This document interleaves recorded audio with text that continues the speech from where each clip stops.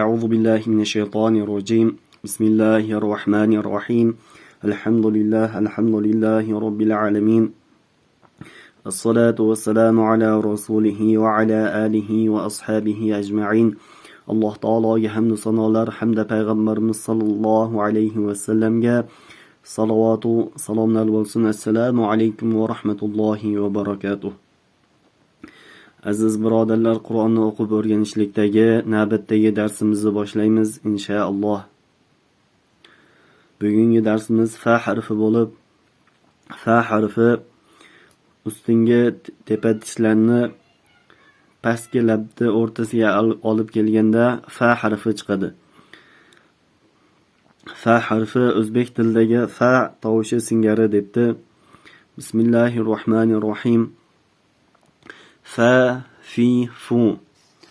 Fam, fan, kaf, falak, kafan, nafar, fawru, fawzu, fahmu, fikru, zifru, kiflu, fulful, nawfar, nawfal, fahima, يفهم إفهم افتتنا يفتتن افتكرا يفتكرو.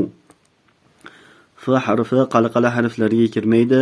Uning ustida sukun kelganda jinday ushlab turiladi. Iftatana yaftatinu iftakara yaftakiru. Ya'ni qalqala qilib qo'ymashimiz kerak. Xo'p, keyingi darsimiz qo harfi bo'lib, qo harfi qalqala bo'ladigan harflarga kiradi. Qo harfi o'zbek tilidagi qo harfi bilan bir xil bo'lib, uning ustida fatha kelganda o bo'lib o'qiladi. Ya'ni boshqa harflarga qaraganda yo'g'onroq o'qiladi. Buning chiqish joyi og'iz bo'shligining orqa qismida til tepaga ko'tarilib, ya'ni ichkariga tortiladi. Qo, qi, qu. Ya'ni boshqa harflarga qaraganda yo'g'onroq o'qiladi. Qo, qi, qu. Zuq, qin,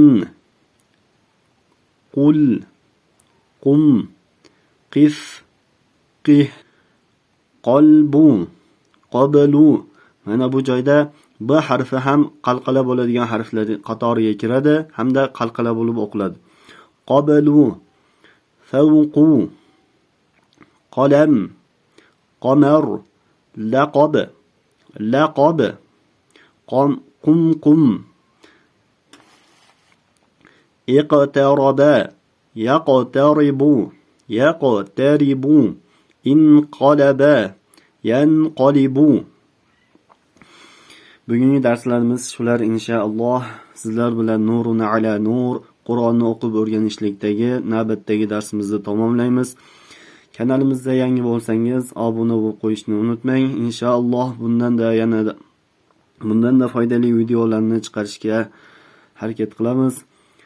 Alloh taolo hammamizga Qur'onni o'qib o'rganishlikni oson qilsin hamda qiyomat kuni bizlarning foydamizga hujjat qilsin. Subhana robbika robbil izzati amma yasifun va salamun alal mursalin valhamdulillahi robbil alamin.